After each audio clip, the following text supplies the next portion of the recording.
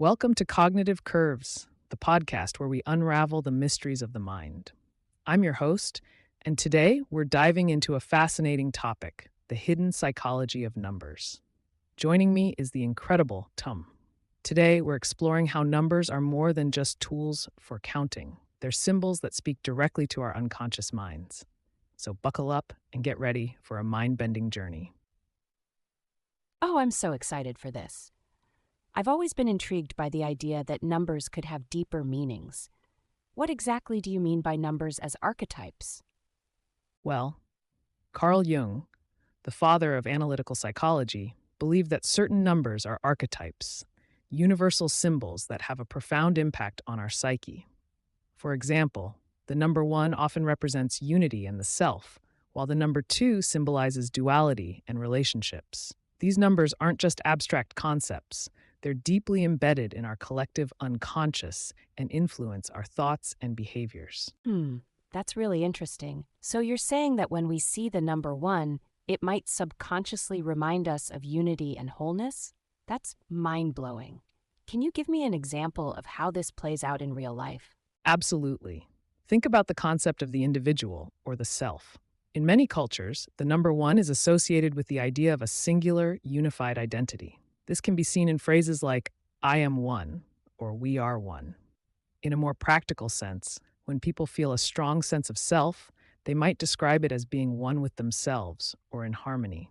It's a powerful symbol that resonates on a deep psychological level. Wow, that makes a lot of sense. What about the number 2? How does it influence our psyche? The number 2 is often associated with duality and relationships. It represents the concept of us versus them, or the balance between opposites. In dreams, for example, seeing the number 2 might symbolize a need for balance or a recognition of a significant relationship in your life. In ancient philosophy, the number 2 is often linked to the idea of yin and yang, representing the harmony between opposing forces. That's really fascinating. So if someone dreams about the number 2, it could be a sign that they need to focus on their relationships or find balance in their life. That's so deep. Speaking of dreams, how do numbers play a role in synchronicity and meaningful coincidences? Great question. Jung believed that numbers often appear in dreams and meaningful coincidences, or synchronicities, as a way to communicate with the unconscious mind. For instance, if you keep encountering the number 23, it might not be a coincidence. Jung would suggest that this repetition is a message from your unconscious, perhaps signaling a need for change or a hidden pattern in your life. These synchronicities can be quite powerful and often lead to profound insights. That's so wild. I've actually had dreams where numbers kept appearing, and I always wondered what they meant. Do you have any real-world examples of how this has played out for people? Certainly. One famous case study involves a woman who had recurring dreams of the number 12. She later discovered that her significant other was planning to propose to her on her 12th wedding anniversary. The number 12 in her dreams was a symbolic message from her unconscious, hinting at this upcoming event. Another example is a man who kept seeing the number 777, which in many cultures is considered a lucky number. He later won a small lottery, reinforcing the idea that these numbers can be significant and meaningful in our lives. That's amazing. It's like the universe is trying to communicate with us through numbers. So how do different cultures around the world incorporate numerical symbolism into their spiritual practices? Cultural significance of numbers is vast and varied. For example, in the I Ching, an ancient Chinese divination text, numbers play a crucial role in interpreting the universe. Each hexagram in the I Ching is a combination of 6 lines, each of which can be broken down into numerical values. The Kabbalah, a form of Jewish mysticism, also uses numerical symbolism extensively. The practice of gematria, for instance, assigns numerical values to letters and words, revealing deeper meanings and connections. These systems show how numbers are not just mathematical entities, but are deeply intertwined with spiritual and philosophical traditions. That's so rich and complex. It's fascinating to see how numbers are used in different cultures to convey deeper meanings. How are these ideas being applied in modern times, especially in fields like therapy and neuroscience? Modern applications of Jung's ideas are quite diverse. In therapy, for example, some practitioners use numerical symbolism to help clients explore their unconscious minds. By analyzing the numbers that appear in dreams or significant life events, therapists can uncover hidden patterns and emotions. In neuroscience, researchers are studying how the brain processes numerical information and how this relates to cognitive and emotional functions. For instance, studies have shown that certain brain regions are specialized for number processing, and disruptions in these areas can lead to difficulties with numerical cognition. That's really cool. So it's not just about the numbers themselves, but how our brains and minds interpret them. What are some of the critiques and debates around Jung's approach to numerical symbolism? There are certainly critiques and debates. Some argue that Jung's ideas are too abstract and lack empirical evidence.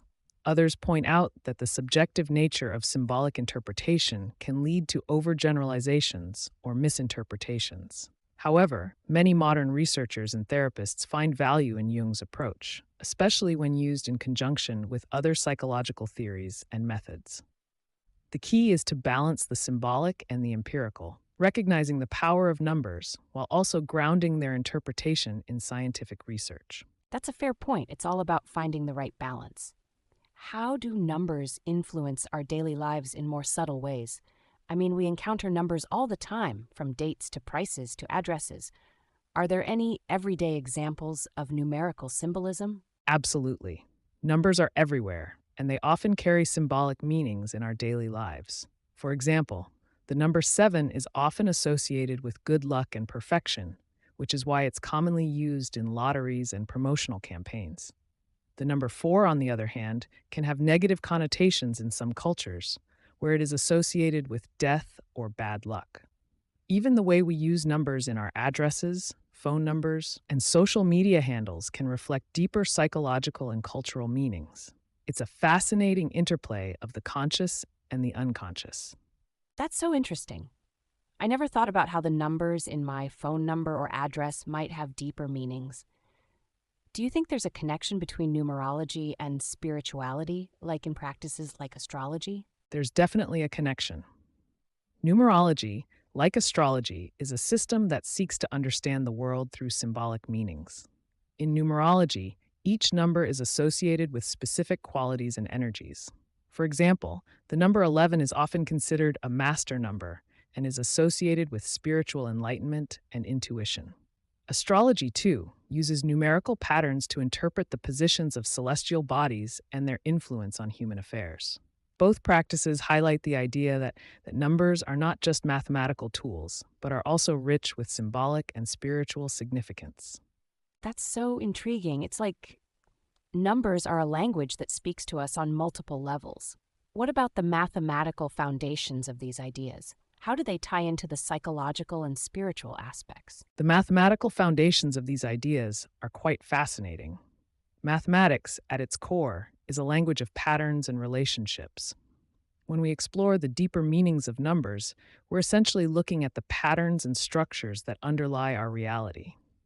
For example, the Fibonacci sequence, a series of numbers where each number is the sum of the two preceding ones, appears in various natural phenomena, from the growth patterns of plants to the spiral of a nautilus shell.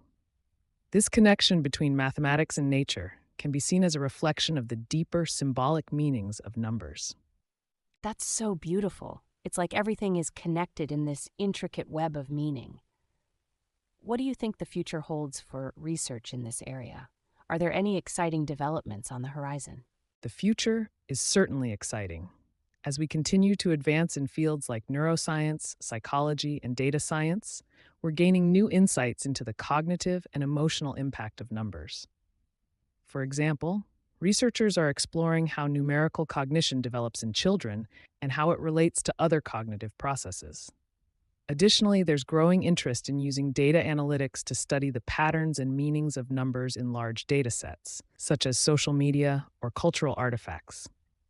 These developments promise to deepen our understanding of the hidden psychology of numbers and their role in our lives.